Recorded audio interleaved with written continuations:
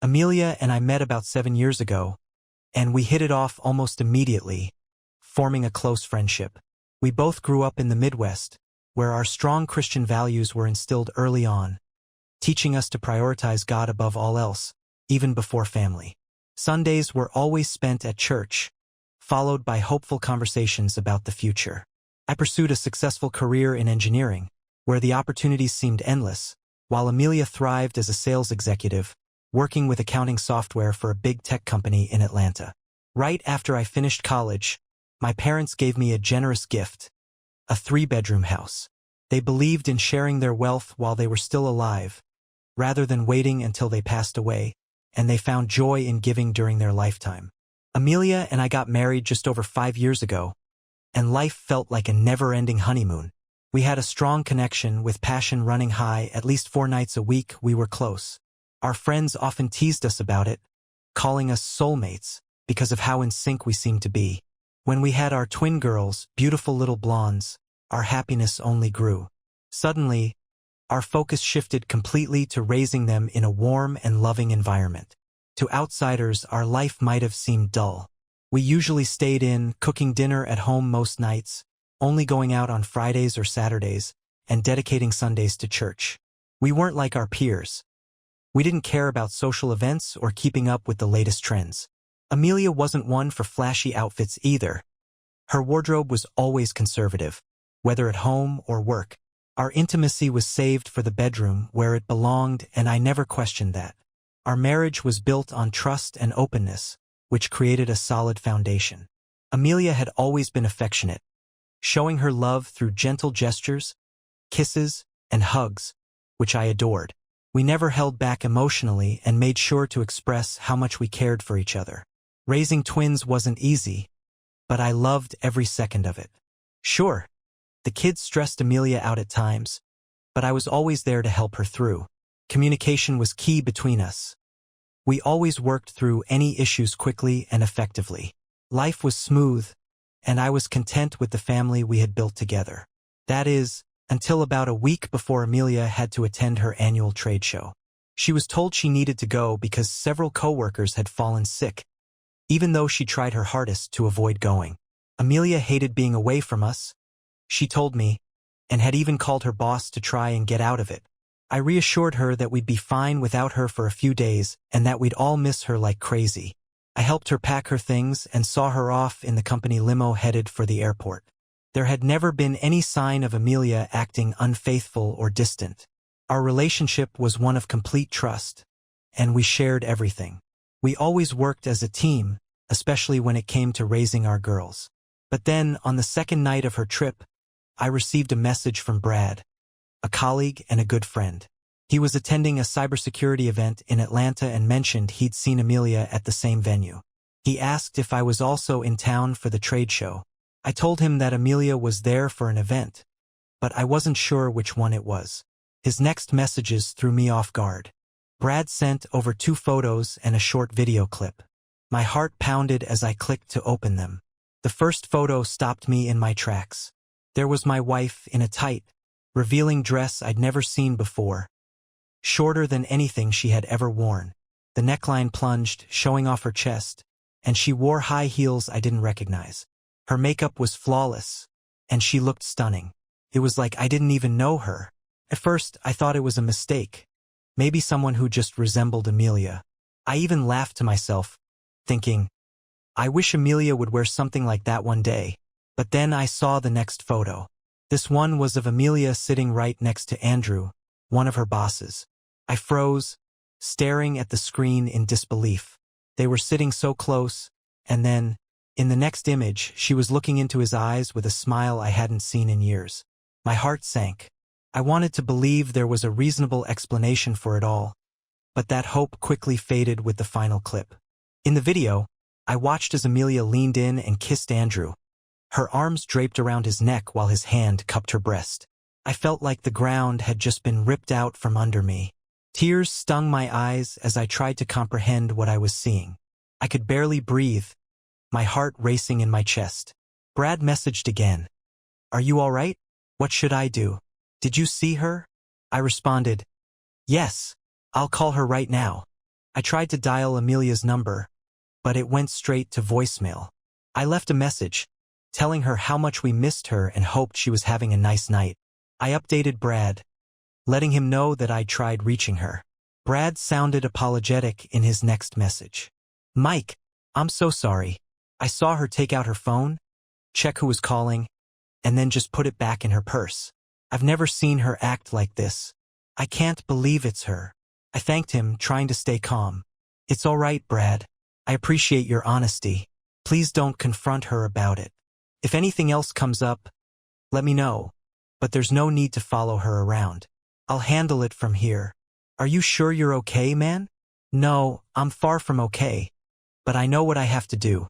I'll take it from here. Thanks again." "Of course. I'm here if you need me." I downed a stronger drink and sat in the dimly lit living room, stunned by how my life had fallen apart in less than half an hour. How could I have been so blind? Was this affair going on for months or longer? She'd never given me any reason to doubt her before. In fact, over the last 6 months we had grown closer than ever. It didn't add up. I was utterly confused. Over the next hour, Brad kept sending more photos and videos. There was one of them dancing, her body pressed against his hand resting on her back.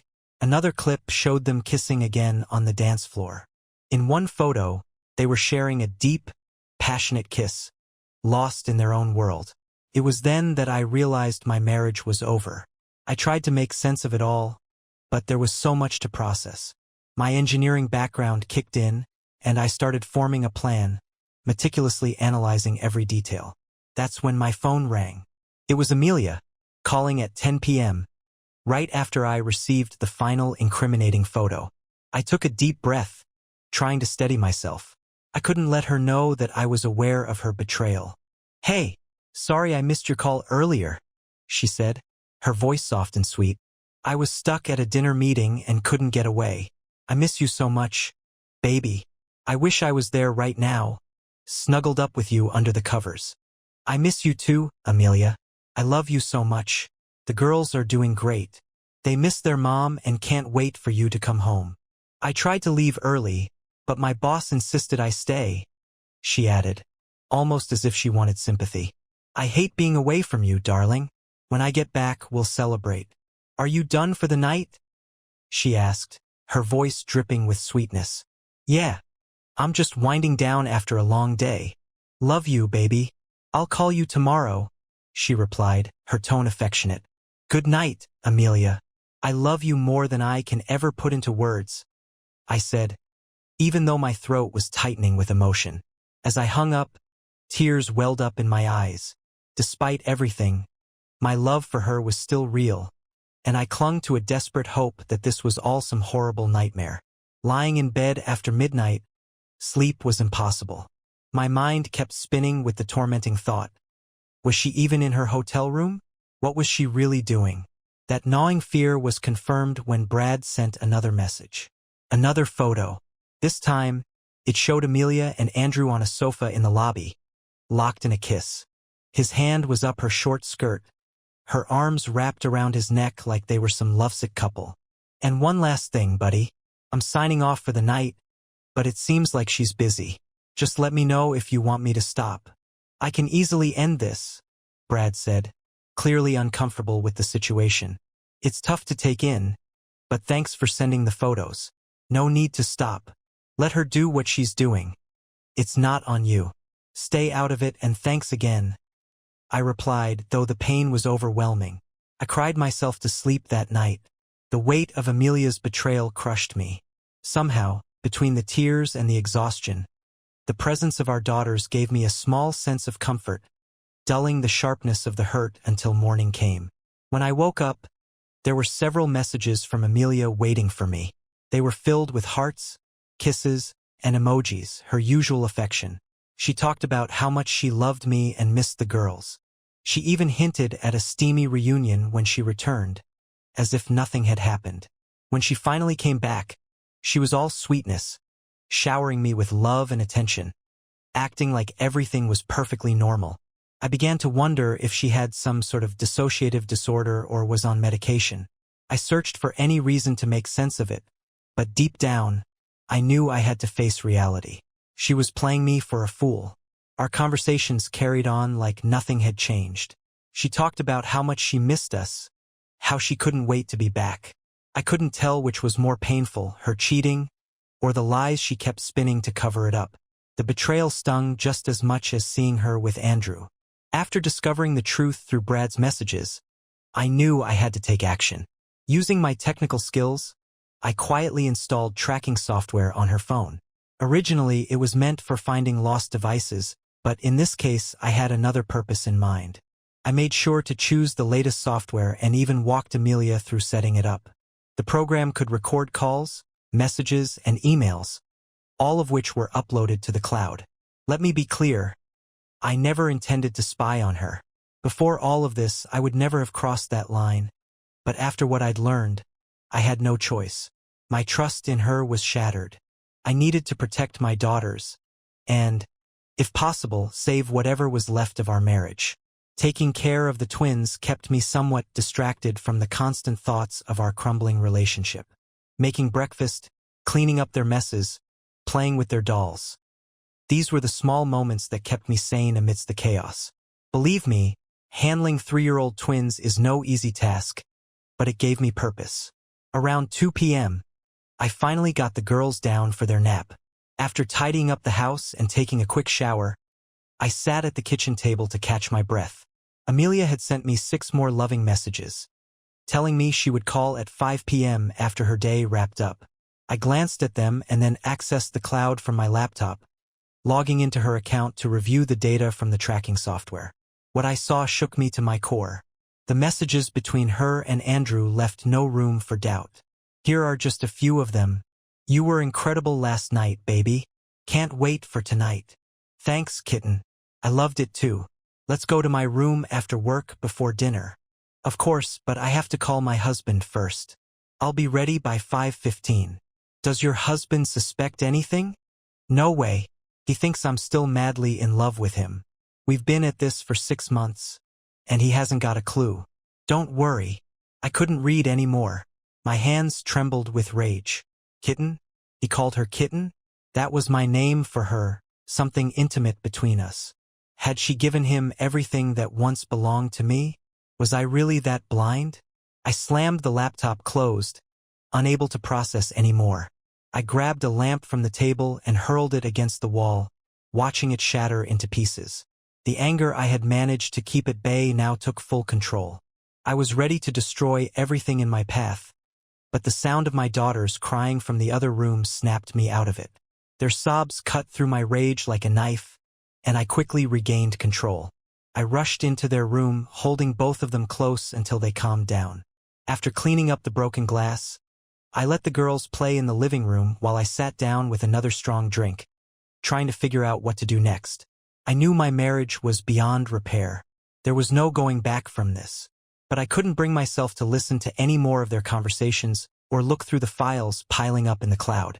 I decided I'd play along, pretending to be the loving husband, while I quietly prepared my next moves. I was going to reach out to a divorce lawyer, hire a private investigator, and do everything I could to ensure I got custody of the girls. They were my world now, the only thing that mattered. Later, Amelia called again. Hey, sweetheart, how are the girls holding up? She asked, her voice syrupy. They're missing their mommy? I said, keeping my tone as neutral as possible. Oh my goodness, they're all I think about. And, of course, you too. I can't wait to wrap my arms around you when I get back.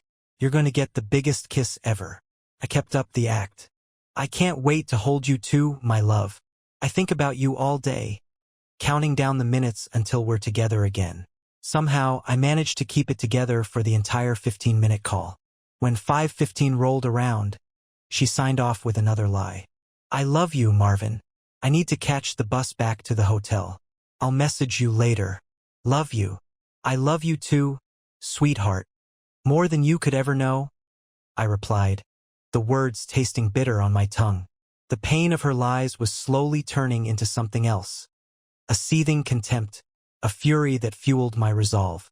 I was done being played for a fool. I was going to expose her, and she would face the consequences of what she had done. My love for her had once been consuming, but now, all I felt was the weight of betrayal. When she finally returned, she greeted me at the airport with the same embrace and kiss she had promised. Either she was an award-winning actress, or she had managed to convince herself that she still cared about me. But I wasn't fooled anymore. Was Amelia's affair with Andrew purely physical? Or was there something more? Her behavior left me utterly confused. After she got home, she spent a full hour with the girls, genuinely enjoying their company as if nothing was amiss. That night, she was especially affectionate in bed, telling me over and over how much she missed both me and the girls. She went on about how much she hated being away and that all she wanted was to be close to me, holding each other in bed. Her tenderness and love felt so real, so sincere, that for a fleeting moment, I almost believed her. I reciprocated, desperately hoping this version of Amelia was the real one. But deep down, I knew it was only a matter of time before the truth would come crashing down. For the time being, I kept the knowledge of her betrayal buried deep, showering her with love and attention. To the outside world, our relationship still appeared flawless, something others admired, even envied.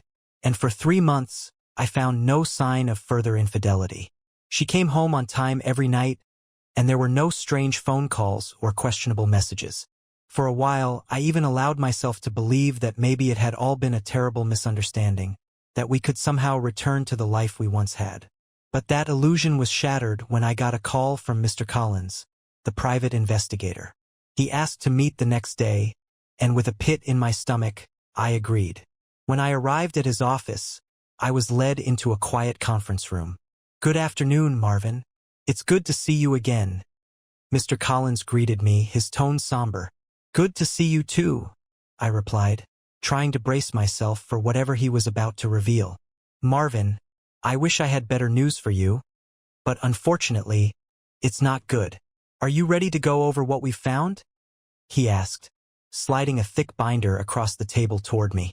It was divided into sections: text messages, phone transcripts, emails, photos. I wasn't sure I was ready, but I nodded anyway.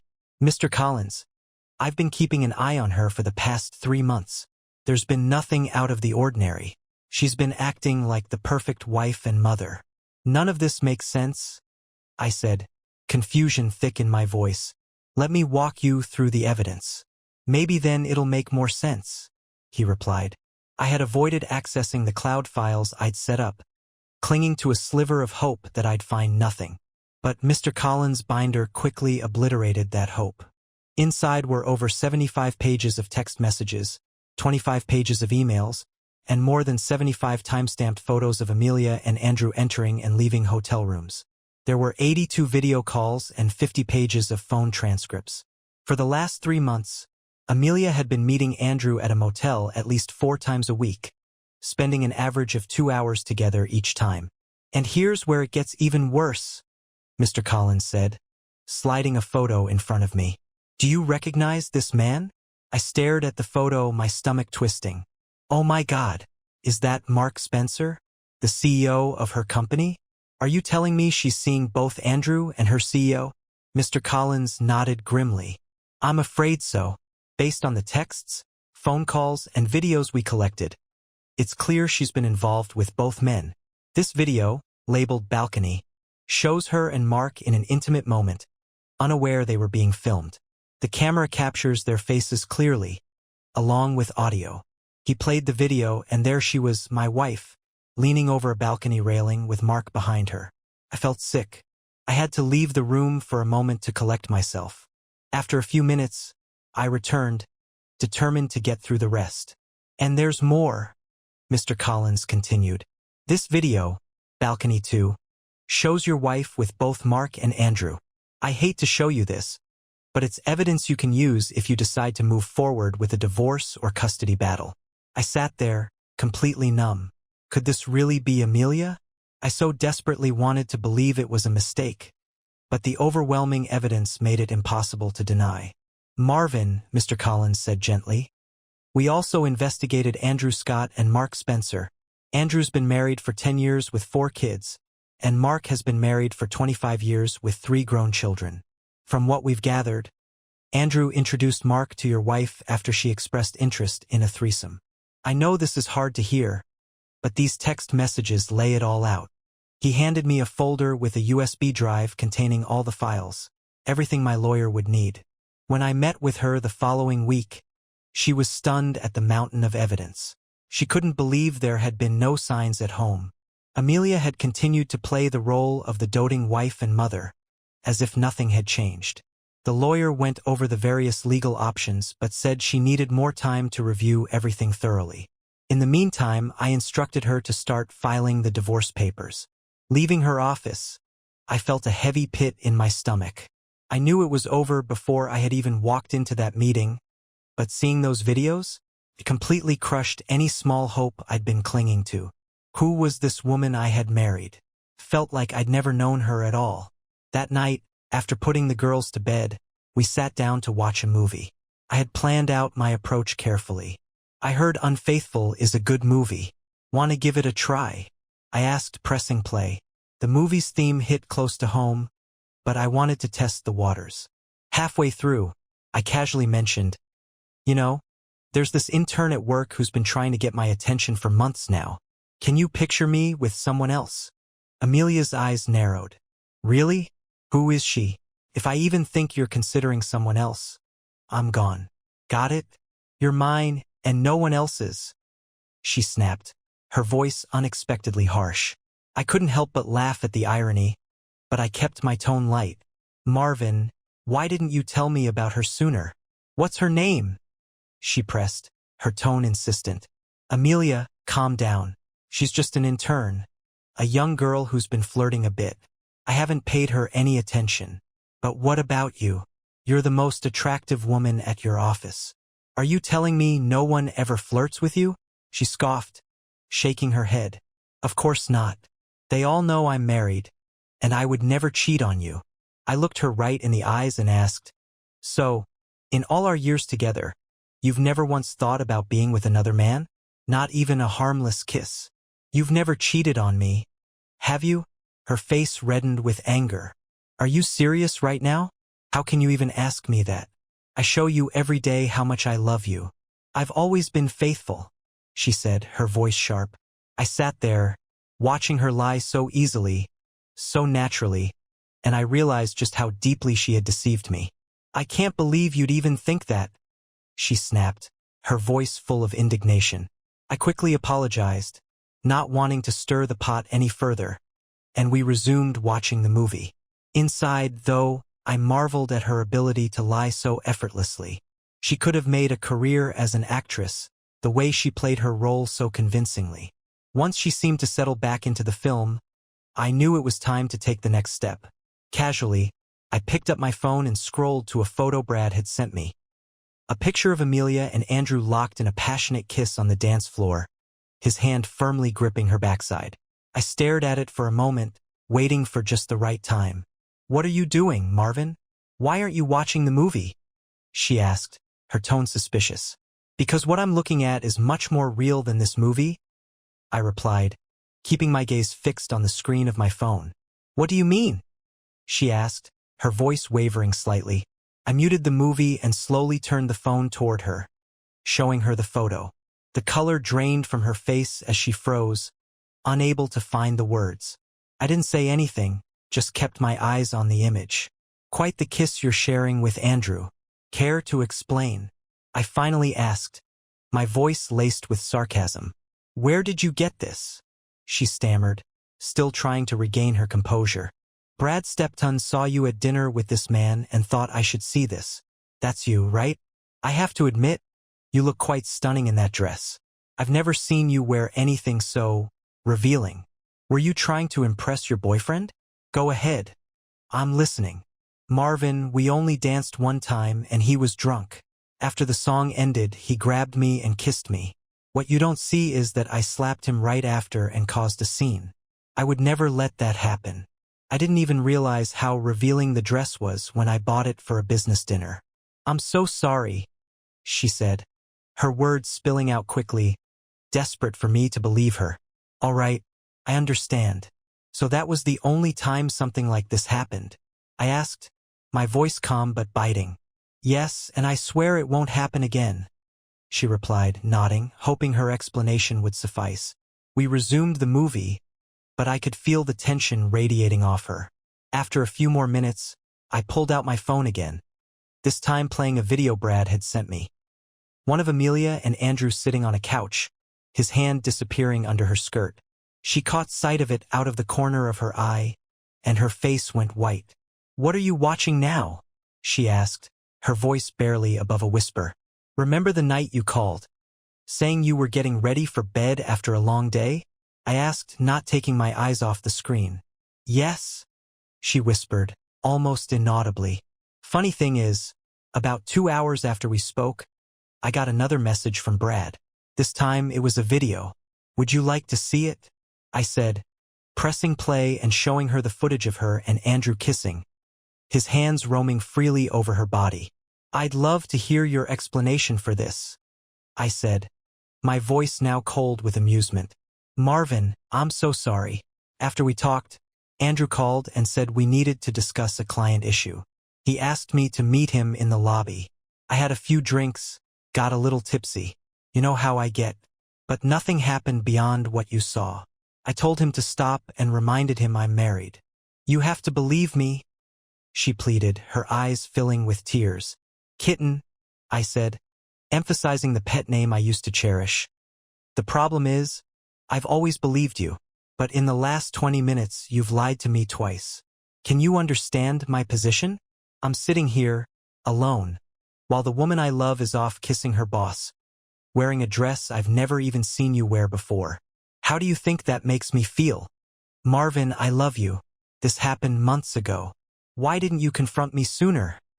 she asked, her voice breaking. "Honestly, I wanted to see if you'd come clean. I wanted to believe that my wife was honest with me. But now I see where we stand. So, tell me, are there any other lies? Are you involved with him?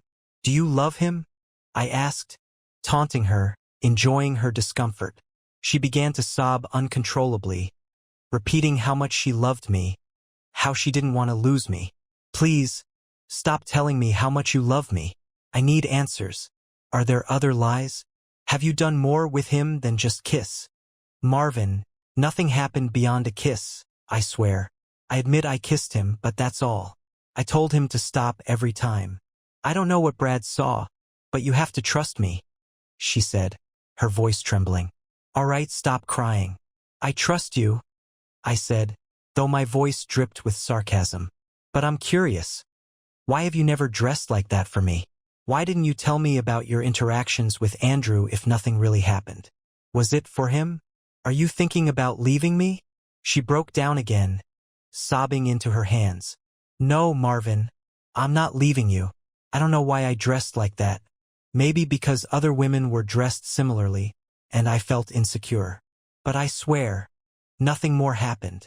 "I can understand that," I said, pretending to be calm. "But why keep it a secret if nothing happened? I didn't want to upset you. Andrew is my boss, and I couldn't risk losing my job. If anything serious had happened, I would have told you. You understand, don't you?" she said, her voice trembling with desperation. I leaned over and kissed her, holding her as she cried in my arms. But that night, as we made love, I wasn't thinking of her the same way. I imagined I was one of her many lovers, detached and cold. I didn't warn her about what was coming. I let her believe everything was fine. Her passion was intense, more than usual, as she tried to prove to me that I was still the only man in her heart. But I knew better. This was just the beginning of my plan. Over the next few weeks, the routine continued. Each night, she performed flawlessly, and each morning I checked the cloud for new messages with Andrew. And, as expected, she didn't disappoint. One morning, I found a particularly damning conversation. "Oh my God. Someone took pictures of us at the fair and sent them to Marvin. His friends saw us at the restaurant without him. I'm not sure how much he knows, but the video showed us kissing. Damn. Now that you mention it, I do remember a guy with a phone across from us. I didn't think much of it at the time. How did Marvin react? Nothing major. I convinced him I was drunk, and he bought it. A few kisses and some good lovemaking always do the trick. Be careful, baby. We're still on for tomorrow at 1 p.m., right? Can't wait to see you. Love you, baby. Love you too, kitten, Andrew had replied. I sat back, absorbing it all. I felt like the world's biggest fool. But there was a strange satisfaction in watching her dig herself deeper. My revenge was coming, and I was preparing for it carefully. My first step was securing my financial situation, transferring funds, closing joint accounts, and leaving only a few traces behind. I kept my primary credit card active but reduced the limit to minimize any damage she might cause. Amelia, completely unaware of my growing fury, didn't notice a thing.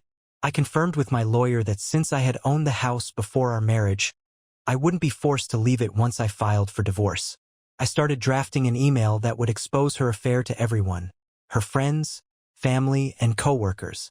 I also prepared duplicate binders of evidence to send to Mrs. Spencer and Mrs. Scott, so they could share in the disgrace of their husbands' actions. These would be delivered at the same time as the legal notifications. My lawyer and I also strategized a civil lawsuit against both Andrew and Mark. Given the company's prominence, my lawyer relished the opportunity to drag their CEO into this scandal. We planned to negotiate a settlement before we went public with their misdeeds. Everything appeared normal on the surface as I meticulously prepared for what was to come. But Amelia had no idea her world was about to implode. We continued to tend to the children and spend quality time together daily, all while skirting around the obvious issue hanging between us. My silence was driving her to the brink of insanity. The uncertainty of my thoughts must have been gnawing at her. To further toy with Amelia, I began to ask a few probing questions. So, Amelia, has your boss said anything about the fair? Anything you'd like to share? I asked, knowing full well what had been happening from the messages between her and Andrew. It was almost entertaining to watch how composed she remained, keeping up her facade. I could practically predict when she was about to lie. No, nothing's happened, she replied calmly, though I could sense the tension just beneath her words. It's been odd, though, pretending like nothing happened, but he's been completely professional. Our interactions are minimal, just work stuff. We've been busy with our schedules. I sat there, a wry smile on my face, still amazed that the woman I once trusted, the mother of my children, could lie so effortlessly. That night, I decided to release the last bits of anger simmering inside me. I confronted her in a way she wouldn't soon forget, taking full advantage of her vulnerability. Oh my God, Marvin, what's gotten into you? You're being so wild tonight. I've never seen you this bold, she gasped, breathless. But I loved it. What a performance, I thought to myself. I knew this would be the last time we were together before the truth came crashing down the next day, and I intended to savor the moment. The next afternoon, Sheriff Clark made his way into the office of Tricom International and asked to see Mr. Spencer. A few moments later, he handed Spencer an envelope. Mr. Spencer, you've been served. Spencer, alone in his expansive office, stared at the envelope, dread creeping over him. He tore it open and read the complaint, his eyes widening with fear. After reading it several times, he frantically called his secretary and demanded she summon Mark. He had just been served by the same sheriff and rushed into Spencer's office, both men looking pale and shaken. What the hell? How did this happen? Mark demanded, panic edging his voice. If my wife hears about this, I'm done. This is on you. You promised me this woman would never go public. Fix it, Mark, or I swear I'll destroy you and your family. Do you understand me? Spencer's voice was ice cold, filled with menace. Mark stormed out of the office and headed toward the elevator, intent on confronting Amelia. As he approached her office, he saw the sheriff leaving, which only heightened his anxiety. Bursting into Amelia's office, he found her sitting at her desk, tears streaming down her face. She was shaking, struggling to find her voice. The world she had built with her lies had come crashing down, just as she had shattered mine months earlier. It took Amelia over an hour to regain enough composure to speak. What happened? How did Marvin find out everything? She whispered, her voice barely audible, panic written all over her face. Mark's face was pale as he spoke. "I've just been served divorce papers," he said grimly. "Divorce papers? What do you mean us?" Amelia asked, her confusion obvious. "Spencer and I are being sued. It's a civil lawsuit for our actions. We don't know the full extent of the evidence, but it's more than just those photos. You have to convince Marvin to stop, or Spencer will ruin us. He'll destroy my family." Mark pleaded, his desperation clear. Amelia felt the walls closing in on her. "Oh my God! This is terrible," she whispered, her mind reeling. "It's beyond terrible," Mark snapped. "You need to go to Marvin and make him see reason. Do whatever it takes to stop this. Head home and talk to him. Call me tonight and keep me updated." Shaking, Amelia packed her things and drove home, her mind racing. She knew Marvin was divorcing her, but she didn't want that. She truly loved him despite the affair. But she had been unable to resist the allure of her infidelity. She needed to make him understand. She couldn't lose him. When she got home, the house was empty. The girls were at Marvin's sister's house, as they were every afternoon.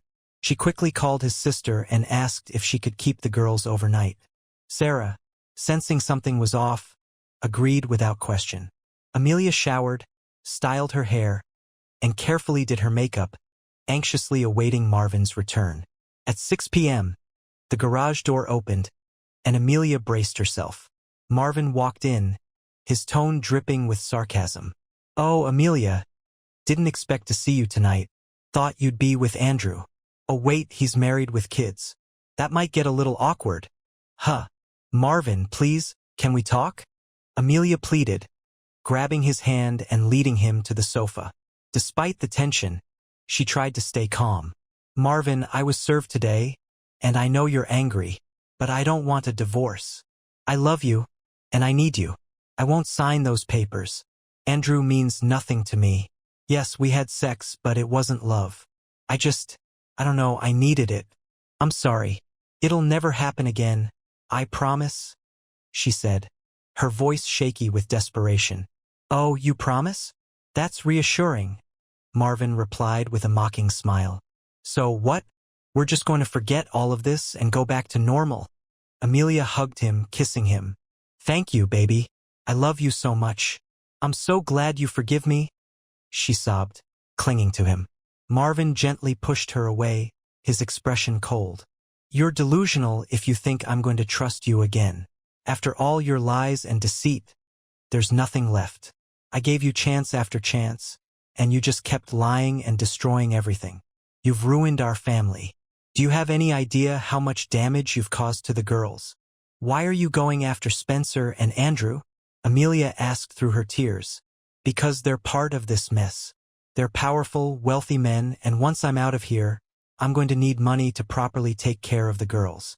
Since they helped destroy my marriage and my life, I'll make sure to destroy theirs too. I'll take them down. Financially, publicly, however I can. They used you, and now I'll use them," Marvin said, his voice steely and determined. Amelia had never seen him this focused, this intense. The reality of the situation hit her hard. She had lost control over everything, including Marvin. All she could do was beg. She knelt in front of him, clutching his legs, sobbing for forgiveness. Marvin felt a flicker of sympathy, but his anger drowned it out. He lifted her onto the sofa, speaking to her as if she were a child. "Listen, Amelia, pack a bag and go stay at your mom's for a few nights. Get yourself a lawyer and we'll meet to figure things out. But stay away from Mark and Andrew. Things are about to get messy." That night, at her mom's house, Amelia explained she and Marvin had a disagreement and needed some space. She didn't go into detail. At 11 p.m., she called Andrew, who quickly looped in Mark on a three-way call. "Mark, are you here? Amelia, are you there?" Andrew asked, his voice tense. "Yes, we're here," they both replied. Mark's voice was cold and unforgiving. "Amelia, did you convince him to drop the lawsuits and stop the divorce?" "No, he kicked me out. He said things are about to get messy," she admitted, her voice cracking. "Jesus Christ, Andrew," Mark exploded. "If my wife finds out, I'm done. You need to fix this. If you don't, I'll ruin both of you. I don't care what it takes. Just make it stop. Amelia sobbed harder. I can't do anything. He's out of control. He won't listen to me. Mark's voice turned icy. Andrew, set up a meeting with Marvin. We'll meet somewhere public. Loud. Amelia, you'll be there too. We'll ask him to back off in person. If he doesn't, we'll explain how much worse this could get for him. I've got people who handle situations like this, and I won't hesitate to use them. Do you understand what you need to do? Spencer asked, his voice cold and unforgiving. Yes, Mr. Spencer, Andrew replied, his voice shaking. Amelia, you know your part in this, don't you? Spencer's tone was sharp. Yes, Mr. Spencer, she whispered, her voice barely audible. Good. Then make sure it happens tomorrow afternoon. We don't have time to waste, Spencer ordered, abruptly ending the call. Both Amelia and Andrew hung up, weighed down by the gravity of the situation. That night, Marvin listened to the recorded call, unsurprised by their desperation. They were scrambling, and it played right into his hands. He spent the evening crafting his next move. The following morning, as expected, Andrew called to set up a settlement meeting. They agreed to meet at 6 p.m. in a bustling courtyard. Before the meeting, Marvin met with his private investigator at 4 p.m., finalizing their plans. They had state-of-the-art equipment to capture every word clearly, even amidst the noise of the public setting. A private investigator would also be nearby, filming the interaction for evidence. Marvin deliberately arrived late, walking into the courtyard at 6:15, giving his team time to set up. As he approached, he saw Amelia sitting with Mark and Andrew, looking nervous and fidgety. Amelia, he greeted her with a calm but firm voice. As he sat down, his gaze was cold, unyielding, and full of contempt. I'm surprised to see you all together like this, but I guess it's clear now where your loyalties lie. So, what's this meeting about? Mark Spencer cleared his throat. Marvin, I'm Mark Spencer. I arranged this meeting, he began, trying to maintain a professional tone. Marvin's eyes narrowed, a trace of amusement crossing his face. Spencer, huh? You look different in person. The videos don't do you justice. Can't say it's a pleasure to finally meet you. Andrew stood awkwardly beside Spencer, shifting his weight, his discomfort obvious. Marvin's gaze landed on him next, his voice icy. And Andrew, the man who destroyed my marriage and helped tear my life apart. I'll be honest, meeting you isn't a pleasure either. Spencer, trying to control the situation, spoke up again. Look, Marvin, I get it. You're angry, and if I were in your shoes, I'd be furious too. But we need to find a way to resolve this. Let's talk. Walk with me. Marvin didn't move. What's on your mind, Spencer? Say it. Spencer took a deep breath. We're here because we want you to drop the lawsuits. Against me, Andrew, and the company. Let's put this behind us. Marvin chuckled darkly, shaking his head. Is that it? You think it's that simple? You've taken the most important thing in my life, and you think a few words will make me let it all go. He glanced at Amelia, who was silently crying. The only woman I ever truly loved and the mother of my children. Gone. Spencer's expression hardened. What will it take for you to drop this and take Amelia back? Name your price. Marvin looked at him, a mixture of disbelief and anger in his eyes. No amount of money is going to fix this.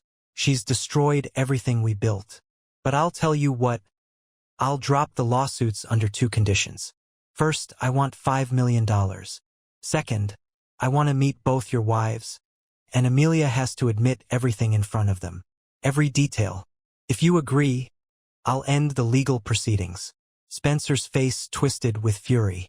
Go to hell, Marvin. I'll give you $100,000 to keep this quiet, and you'll sign an agreement to never speak of it again. Marvin smiled coldly, shaking his head. Let's reduce the amount to $4 million, but your families still need to know what you've done. That's non-negotiable. Spencer's temper flared. Marvin, you're signing your own death warrant here. Think this over. Drop the charges, take Amelia back, and move on. It was just a fling. We can settle this. Without responding, Marvin calmly pulled out his phone and sent a few prearranged text messages. He then opened his email and hit send on another message he had prepared in advance. Within moments, videos, photos, and text messages detailing Amelia's affair were sent to her entire network. Friends, family, and co-workers. Simultaneously, couriers delivered physical copies of the evidence to both Spencer and Andrew's homes, ensuring their wives would see it all. Spencer's face went pale as he began to realize the full scope of what was happening. "Marvin, are you even listening? Are you dropping the charges?" His voice was now shaking with rage. Marvin looked at him, his gaze unflinching. "My answer to you, Mark, Andrew, and my wife is simple. Go to hell." At that moment, both Spencer and Andrew's phones started ringing. It was their wives. Spencer's face contorted with fury, and he glared at Marvin with a murderous expression. Andrew, on the verge of collapse, looked like he might faint from the stress. "Amelia," completely confused, asked Marvin, "What's going on? What did you do?" Marvin's response was cold and detached. "Check your email in a few minutes. You'll understand soon enough." Spencer answered his phone, hearing his wife's fury on the other end. His face twisted with rage as he pointed an accusatory finger at Marvin. "You're dead, Marvin. I'll make sure you regret this," he spat before storming off. Andrew, barely able to contain his panic, turned to Marvin. "Why? Why would you do this to me?" Marvin looked at him in disbelief. "Why? You've been screwing my wife for months, wrecking my family, and you're asking why? Everything I sent your wife shows her exactly what kind of man you are. It's time you face the consequences for what you've done." Amelia's phone started buzzing incessantly as her family and friends began calling her one after the other. At first, she denied everything, but when she checked her email and saw the evidence, her jaw dropped. She turned to Marvin with fury in her eyes. "How could you do this to me?" she demanded, her voice rising. Marvin's voice was icy. "You made this easy. I loved you once, but that's over now. After I hand over this recording of the meeting to the authorities and social services, my lawyer's confident I'll get full custody of the girls. You'll be lucky to avoid jail time. It's time you face the music, Amelia." In the weeks that followed, Tricom settled the lawsuit for $2 million. Mark Spencer was fired as CEO, losing his severance package and stock options. He was later sentenced to 5 years in prison for conspiracy to commit homicide, among other charges. His wife divorced him while he was incarcerated, and investigations into his business dealings left him financially ruined. Marvin felt a bittersweet satisfaction when he heard the news. As for Andrew, his wife divorced him as well, leaving him destitute. He was fined $1 million in the civil trial and, after losing his job, was forced to take on day labor just to survive. Seeing him fall from grace gave Marvin a grim sense of closure. Amelia wasn't spared either. She received a 5-year prison sentence, but with Marvin's help, it was reduced to 1 year of house arrest followed by probation. She lost custody of the children, and Marvin was granted full custody. When she was released, she found herself homeless, living in her mother's basement. Her family turned their backs on her, and she lost any remaining support. The email Marvin had sent had exposed her darkest secrets, and no one could forgive her, not even herself. Amelia spiraled into a deep depression, with multiple suicide attempts landing her in and out of mental institutions. The life she had destroyed haunted her every day, and she found no way to escape the guilt.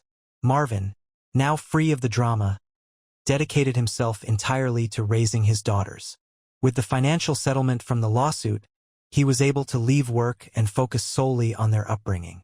Amelia had not seen the girls since her breakdown, but Marvin's family, especially his sister and mother, provided the love and support his daughters needed to recover from the trauma of their mother's betrayal. Though the revenge brought Marvin some temporary satisfaction, it couldn't fully heal the wounds. He still held onto some love and forgiveness for Amelia, though it was buried deep beneath the hurt. Raising his daughters kept him going, but the scars of betrayal remained. It would take years before Marvin could even think about opening his heart to love again. Thanks for watching.